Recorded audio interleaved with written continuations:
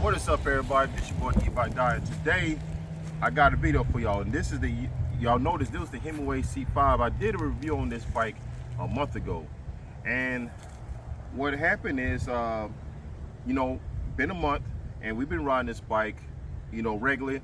My son friend been riding this bike to school, back and forth to school, up to McDonald's and whatnot, you know what I mean, just like a regular e-bike. So the reason why I'm making this video, just a long-term view, you think e-bikes be, last a little longer than, than a month, you know what I mean? So nothing really bad, well, kind of, but okay, so this bike right here retails around about $2,000 right here, okay? So what are you getting when you paying $2,000 for a bike? Basically, you actually getting the name. You're actually paying for the name. You do get a good fork. As you see right here, we had changed out the fork. Now this does come with a KKE fork, which is really good. And I actually took that fork and put it on my son's e-bike kids, and it made his ride a lot better. As you know, this thing has this bike also has Tetra hydraulic brakes. It has 180mm rotors front and rear. It does have an exoform rear suspension, an air fork. But I'm gonna tell you something about the air fork. It's really stiff. No matter how much adjustments you make to that fork, it's really stiff. Okay. Also, for $2,000, you will expect the bike to at least go over 28 miles an hour to 32 miles an hour. That is not the case with the Himiway C5. You're gonna get 20 miles an hour, and that's locked. So you have to go on the display and actually unlock it to reach a maximum of 28 miles an hour, and it takes some time to get there. I review e-bikes like the Bentley Seeker 24, but it's a dual motor, but it costs $1,000 less. And then the Moped Ninja, which also does 28 miles an hour, but it gets there a lot faster. Okay, so what I'm saying is, now you see this bike before me, it doesn't work. So let me show you what's going on with it. So as you can see right here, so we got the pad right here for the display. As you can see, the power button is missing. What I do have that power button in my pocket, and I'm going to put it out for you right now. So what happened was, when you ride this bike occasionally, all the time, your only means of transportation, you're going to be wanting to turn this bike off and on, and there's a little plastic tab that holds that power tab in place, and it gets weak over time, and eventually that will pop. So what we're going to be doing, we're probably going to put a little bit of tape right there just to keep that this power button on this display pad right here. So anyways, also, there's no power. So what happened was, my son's friend went to Walmart, not Walmart, but McDonald's, got something to eat, came back, the bike would not work at all. Okay, so he brought it here. Actually, he pedaled it here. Now, that's another thing about pedaling.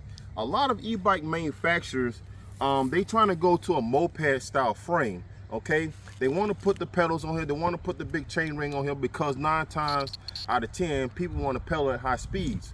Well, that is one of the reasons. I'm gonna tell you one of the reasons why I put a chain ring on the Tommy bike, the small one at best, because if something happens, and in this case right here, which is the battery, I'm suspecting the battery's going on with it, because I thought it was the controller, you have to pedal this thing home, no matter if it got 7 gears.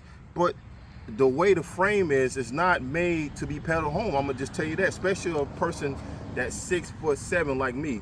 I'm gonna be having a hard time pedaling this thing home. Can you pedal it? Yeah, you can pedal it, but are your legs gonna be happy? Hey, no. I know my legs won't be happy trying to pedal this thing back to the house, unless you downhill from there. If you was uphill, you rode that bike uphill and you live straight downhill, you can probably coast it and then pedal at the same time.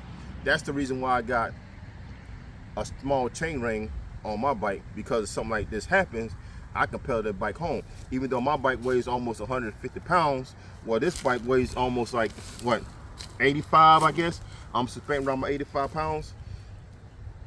But anyway, so that's what most of the manufacturers going towards, is the moped style e-bike, and they just slapping these pedals on here with a big chain ring, because a lot of people want to pedal at high speeds instead of thinking about, oh, what if the battery breaks down, or anything happened to electronics and it's sitting dead in the water, how are they going to get home? Well, I don't want to push it home, especially we living in Florida in this 100-degree weather.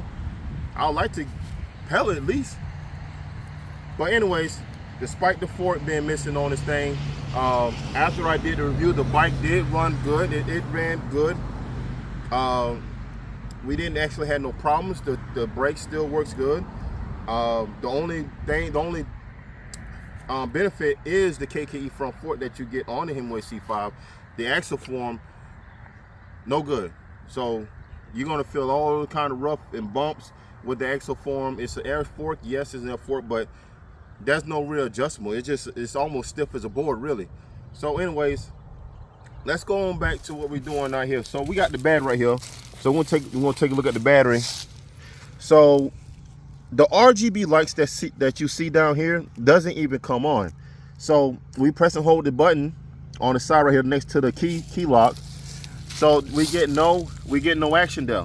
So what we're gonna be doing, we're gonna be taking the battery out. Okay, and this ain't really knocking on Himiway or anything like that. It's just the fact that some of the issues they need to address, you know what I mean? So let's go ahead and we're gonna take the battery out, because we even tried to charge it.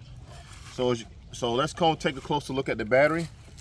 So let's take the key out. So here it is, the lights button. So you press and hold that for about 2 seconds and the RGB light's supposed to light up. It doesn't light up. Also, you press and hold this power button here. It shows only 2 bars, but we've been charging it up and it was reaching 3 bars, and it just stops halfway and it goes back down to 2 bars.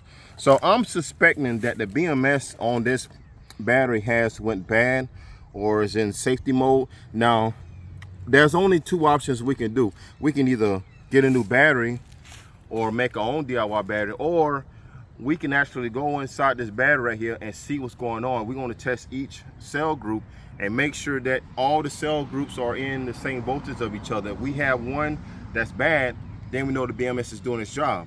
But if all the cell groups are good in this battery, then that means that the BMS is faulty. And what we're going to do, we're going to be bypassing the BMS.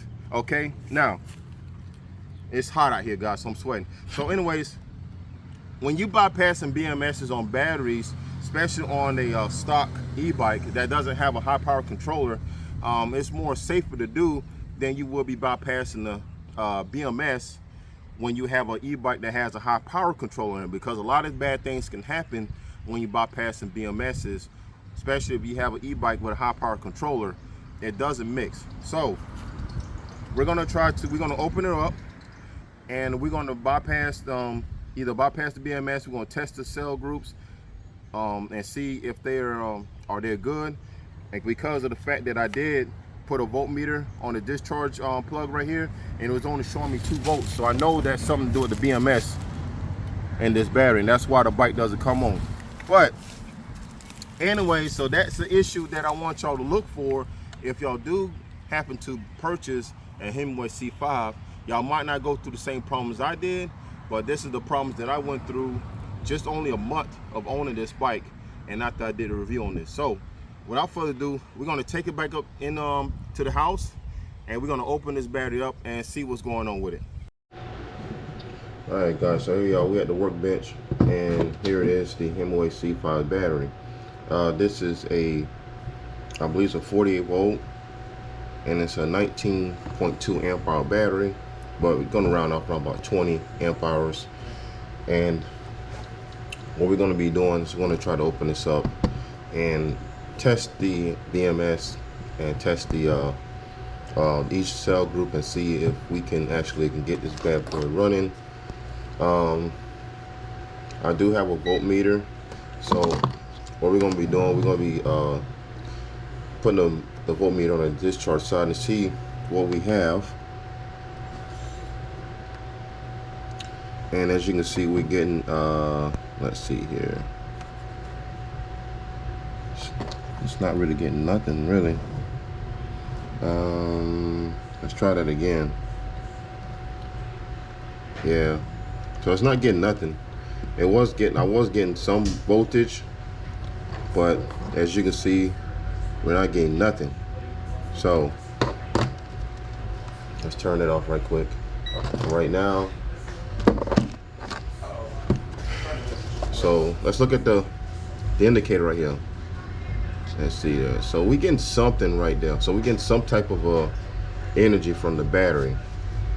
So it's still showing 2 bars.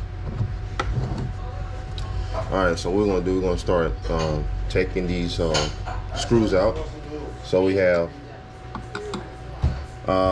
looks like about eight screws. So what are you doing, Father? Huh? Are you recording that video? Yep. Where's the camera? Oh, the GoPro. Yeah.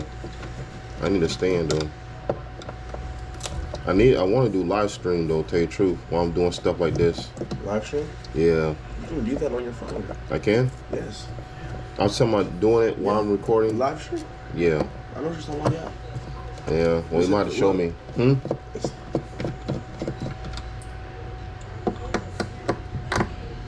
Look. You get the plus, then you go to live. And then you just set up what you want to, like, what it's about to be about, and stuff like that. Well, don't hit it now though. I know, I'm just showing you. Oh.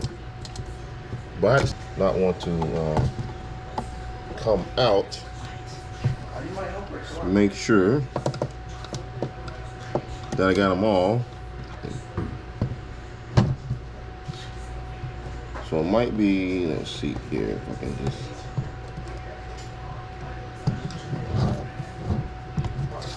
I believe it's screwed. I believe it's glued in now. Just give me a minute. I'm going to figure out how to open this battery up. Let me see. Probably need to take it outside. Right. All right, guys. So I had to go and take this outside and tap this open with a hammer. The seams are pretty much glued in, but there wasn't heavy glued in like super glue, as you can see like this. So it wasn't super glued in, but it was enough to where you couldn't actually pry this open with your hands. So I popped the seams out, and so we're gonna go ahead and flip it over like this, and then so I don't know if y'all can see that, but that's the battery right here. So on top of the battery there's a BMS that stretches through the whole entire battery. So what we're going to be doing, they had glued all the terminals down to actually the battery. So there's a red light. Let me show you something. So the red light is on. So I don't know if you can see that, but there's a red light right here by this here chip that is flashing, and they pretty much hot glued everything together. So what we're going to be doing now is we're going to be testing the so we got the it's not going to charge like that either. So now we got to get some of this glue out. Let's see, so that is, let me see what this is right here. That is B minus. So that's B minus. And then let's see, I don't know, that's positive. I'm trying to get battery positive. Seems like I'm going to test the voltage coming out, and we might not have to actually tear this thing apart to test each well, we can test it right here, but we can actually test the groups here instead of taking it completely apart. So let's get my voltmeter out, and we're going to test. So we're going to test battery negative, and I believe this is battery positive, and so that we are getting, so we're getting 50 volts. So let me show you something. So that's well in the parameters. So if it was reading like 39, no, maybe, what's that for? A fully charged 40 volt battery is 54 volts. So if it was reading anything way lower, like I I won't say 39, I would say like 20, in the high 20s, then we know we got a bad parallel group or a stage or S, a series parallel group that's bad. But it seems like the BMS is tripped when it won't activate. We might no, we can't do that either, because of the fact that it's already unplugged from the controller. It should have reset itself, and I don't think there's a button or anything like that to reset, unless there's a little port here they might have to do from the laptop or computer. But I wish I can let me see if I can, let me put this right here, and let me show you. Let me see if you can read that. You can't even look at that. Okay, all right, let's see. So y'all see right there, we're getting 50, hold on, so we're getting 50 volts right there. So let's check it from the charge side, and then from the discharge side, and we're getting what, 0.2. Now we just went straight to auto. So the BMS is bad. Now what we're gonna be doing now, so we're not even gonna go through that procedure by testing the cell group. So we already know that's, good. So what we're gonna do, we're gonna go ahead and bypass the BMS. Okay, so we're gonna go ahead and bypass the BMS, and how we're gonna do that is we're going to actually probably add a another XT60 connector here. Also, but yeah, we have to do this on the charge side as well. So we want to solder from here to here, discharge and charge at the same time, in order for this to work. Now I think we'll still have our let's see here. See, that's not going to work as well. That's USB. Damn, I don't know if the RGB lights was going to work, because I believe it might be running on like 5 volts for those lights, and I don't think it's going to be running on 48 volts. So I don't think that's going to work anymore, which is a shame, because that's what really makes the Himiway C5 unique, because of the RGB lights that's on the bottom of the battery. So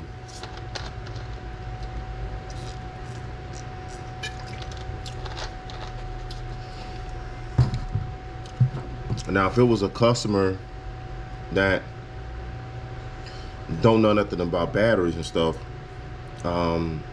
they would have to actually take this back to Himiway or email them and let them know that the battery has, died on, it's not coming back on, and send for a new battery. But since this is I could have did that too. It's a review unit. I'm going to go ahead and, what's this? I thought that was a little button right there. What is that? Oh, okay. So I just know that there's a vibration motor that's located here, and that's when you press it vibrates. So I believe there's another vibration motor too down there, because when you press and hold the button for the lights, it also vibrates too. But there ain't nothing coming on right there, so which is gonna suck. All right, so I'm gonna go ahead and plug my solder iron up. I'm gonna plug that up right quick and get that plugged in. I'm gonna clean some of this stuff up. I gotta run some more wires. I gotta run some wires to the because we're not gonna be able to use this no more. So I'm about to cut this and then extend it. I'm about to extend that and then run it from here, and then the negative is gonna go here. So let me go and test it and make sure that this is actually positive and this is negative.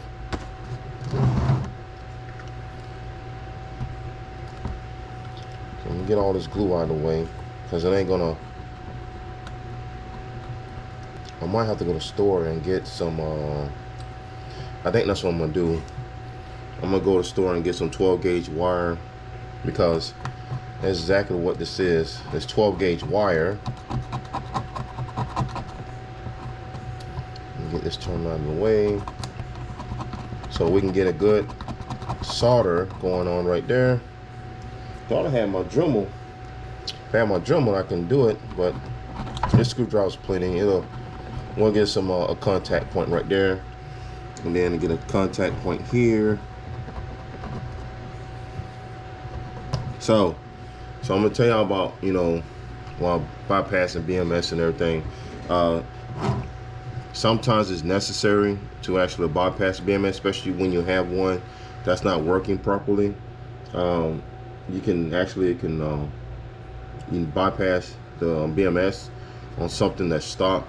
This probably only, that controller probably pulls like maybe 25 amps. That's the reason why they have a 12 gauge wire on this XT60 connector. So I'm going to be making, let's see here. So I'm going to be cutting that off and extend that. So I'm going to do that right quick. Let me grab some cutters. And then we got to do the same thing for the charge side right here. So we got to pull that out.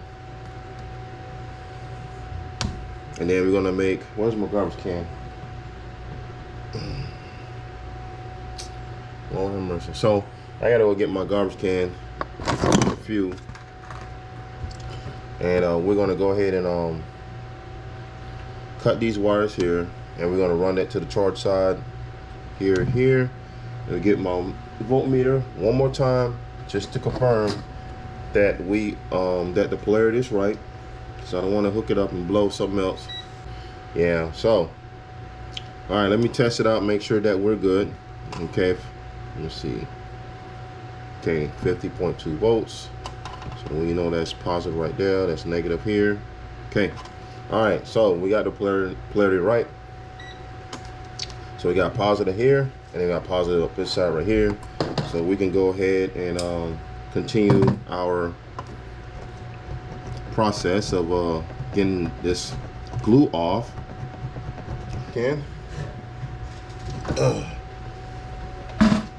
I was like, dang, where in the world my garbage can went? So I have everything I need here. So we're gonna go ahead and start throwing some solder here, getting it ready. So let's go ahead and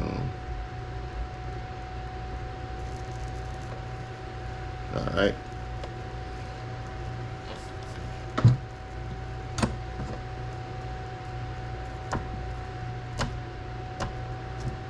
Yeah, so it touched there.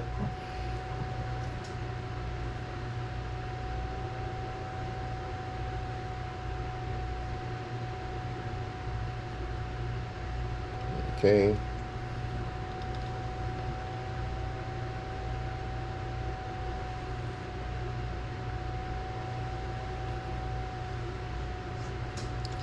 All right, and we're gonna, ooh.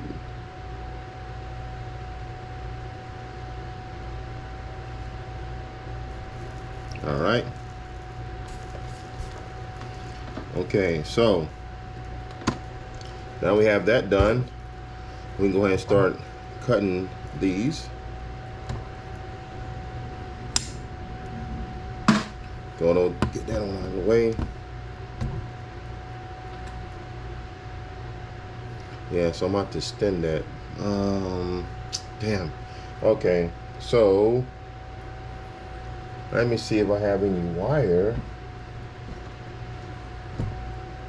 If not, I'm about to go to AutoZone or Advance and grab some wire. I mean, I guess I can do it the 10 gauge. What I'm gonna do too is when I finish everything, then I'm gonna put the phone here so y'all can see exactly what I did.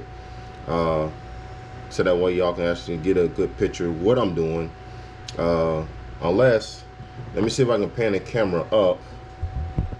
Let's see. I like for y'all to see right there.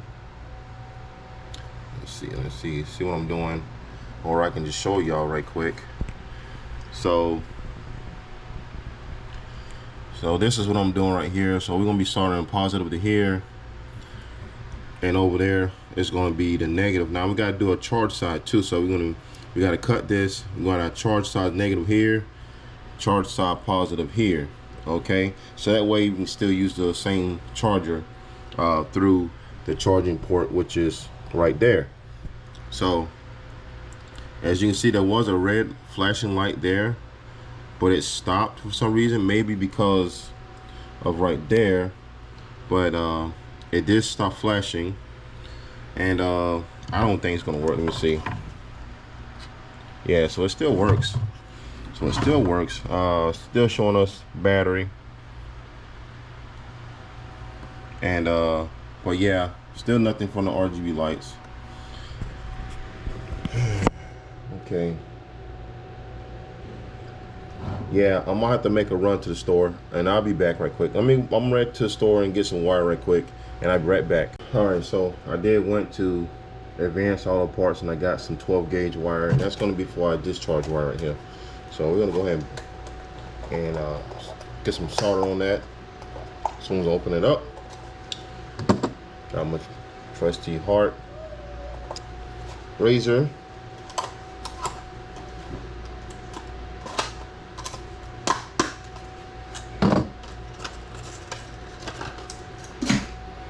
Okay, so looks like we're not gonna gotta get some heat shrink. So I'm gonna grab some heat shrink right quick. That's gotta run all the way.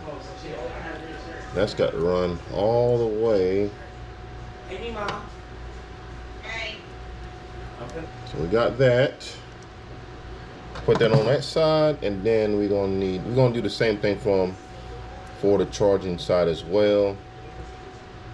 So we're gonna need just a little bit for charging, and then a positive have to run over here.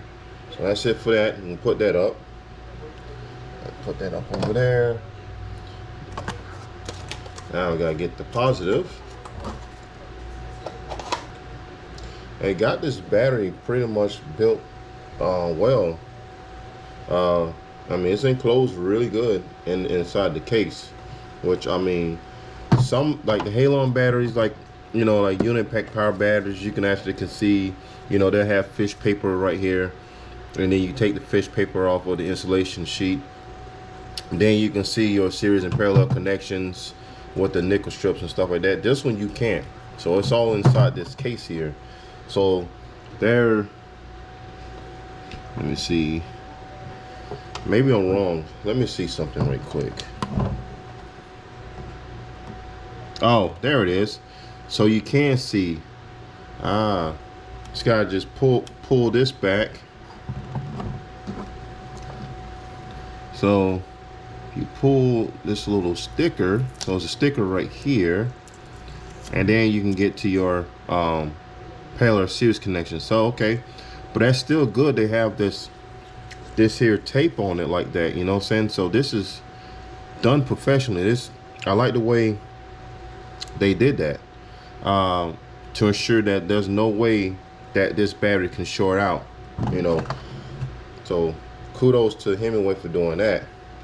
I'm gonna go ahead and take this off so I can have more maneuverability with this battery. So I'm gonna go ahead and get some of this glue. Don't get me wrong now, they did a good job. And I mean, I can justify that, you know, paying upwards of $2,000 for something, you know what I'm saying, that, you know, that's it. It has quality, but I just don't understand why the BMS quit or the battery shut down, especially when it's built like this. I mean, it's built good.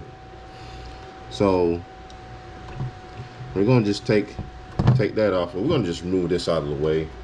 Put that on the couch. So now I have more room to work with. Let's see. So I'm gonna flip it over and I'm gonna rub, and I'm probably gonna put the positive right here on the discharge side. And then we're gonna go ahead and heat shrink this. And then the charging, I'm gonna mount the charging on the top.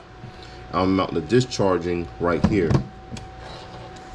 So we're gonna dab some solder in that. And this one, we're gonna go ahead and do our negative on that as well. Let's get our heat shrink out. Let's see what kind of. So this is my buddy zone right here. So it has a lot of sizes of heat shrink. So we're gonna be getting. I don't know where you got this from, as a matter of fact. Probably from Amazon, but it has a lot of sizes of heat shrink, and I think we're gonna be using this one. I don't know. Looks like 0.3 millimeters. I don't know. So I'm using this side right here to, or something smaller. Let me see. Yeah, okay. So let me grab 4 of those. Then we'll do some solder right here.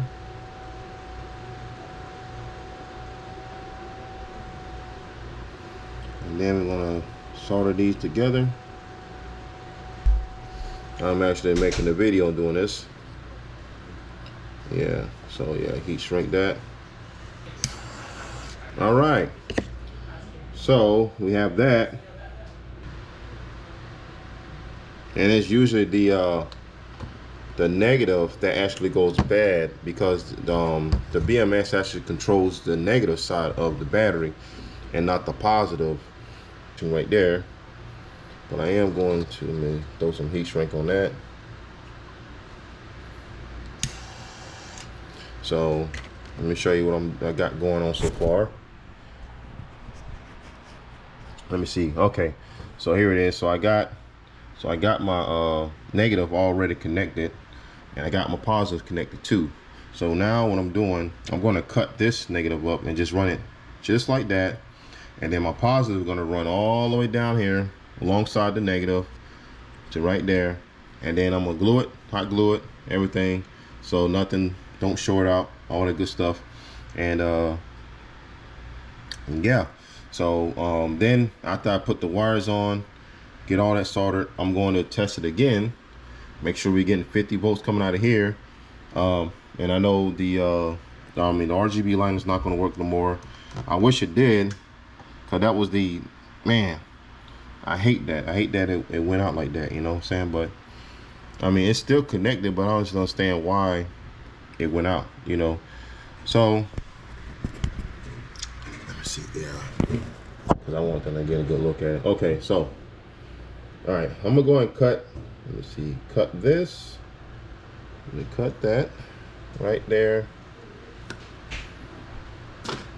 and then I'm gonna carefully skin this back. My first impression when I noticed that the bike wasn't turning on, I noticed that it might have had something to do with the BMS. You know what I'm saying?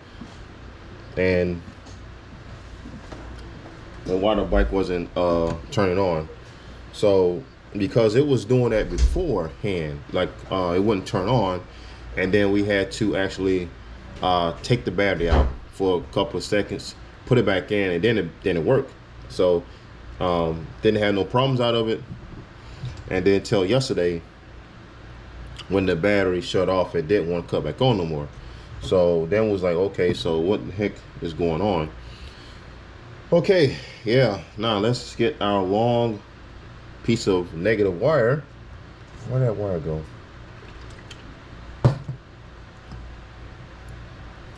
And it's good to have this right here. Let me show you what I got too from Amazon. So this has 4 helping hands right here, and this bad boy has been so good to me that I use this thing all the time. And you need this, no saying, because it's hard to do this when you have to have one solder in the hand and the wire in the other hand. You trying to solder on the leads and stuff like that. So you got to have that. Oh, sorry. Okay, so let's go ahead and get that soldered. Jay, oh, do y'all know where Toot is at? He's right here. Oh, he been here the whole time? He just got here. How? I ain't see him. He walked in the door. That wasn't two. That was No, he walked in before Angel. Oh, he did. Uh-huh. Oh shoot. Well, he need to test his bike out in a minute. When I get it ready. All right. Hey, All right. you need to test your bike out. Okay. Let's start. Just let me see. I want to do that. That's what I really want to do. All right. Let's move that out of the way.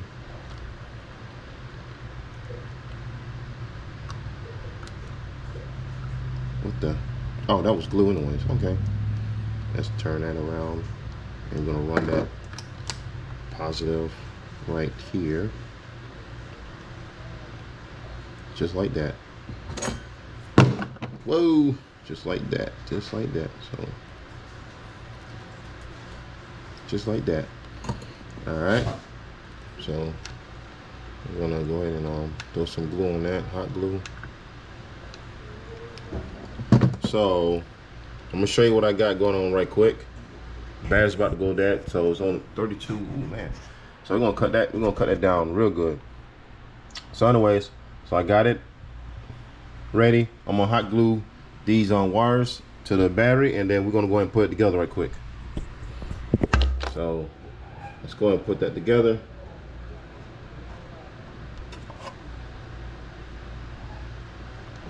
Okay.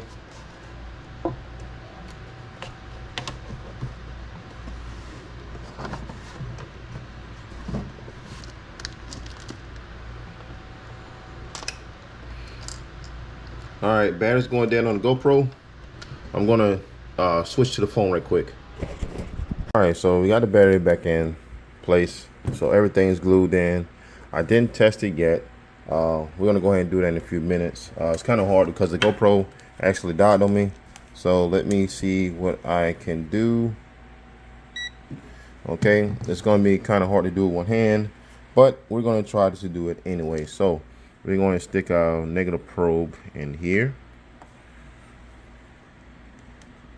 and stick our positive in here, and then let's see.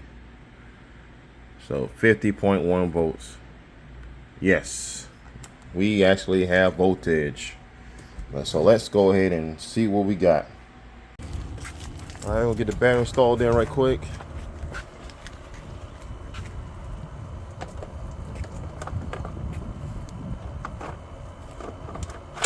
There we go.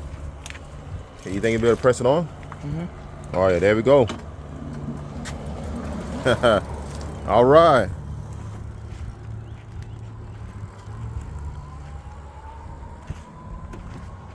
She's a ride now. Now, let me tell you something. If it was a bad parallel group, it wouldn't even went that way. It'll probably went from here to that little white counter right there, and it'll stop working if it had a bad parallel group. But apparently it doesn't. So it was just a BMF issue. I meant to say BMS issue inside the Himiway C5, but we got it working again. So now they'll be able to ride to school and McDonald's. Good now. Yeah. All right. All right, so there it is. There's the Himiway C5. We just fixed that battery, working good. So he rode it yesterday, and it ride with no issues for some reason. So I don't know why the BMS was just quit on it like that. You know what I mean? But they finna ride to school. Him and my son, they all both in the same school, and that's what they do. They ride their e-bikes to school, and that's why I wanted to fix them, because it's a long ways to school. And yeah, so they fixing the whole butt. Got the Himiway C5 going, and then got my son on the Time Bike Junior, and they're off, man. But yeah, so that is a quick rundown of fixing that BMS on that Himiway C5. All right, so if y'all did like that video, let me know down in the comments. You know what I mean? I ain't want to make the video too long, but that was trying to troubleshoot and fix the Himiway C5. We all know that was the BMS that was causing the issue. He fixed it yesterday, and he rode all day, make sure everything was good. Charged it up, and charged up at 100%, and now they rode it already just down the road heading to school. So yeah, the Himiway C5 is working again with no issues, and yeah, I like that. You know what I mean? So now they can haul butt to school. Anyways, I hope y'all enjoyed that video. This is E-Bike Guy. Oh yeah, also let me know if y'all want to see some more videos about that. I want to do some tip tech videos on how to do certain things like connectors and stuff like that. But anyways, I'm finna go. I'll see y'all in the next video. Peace.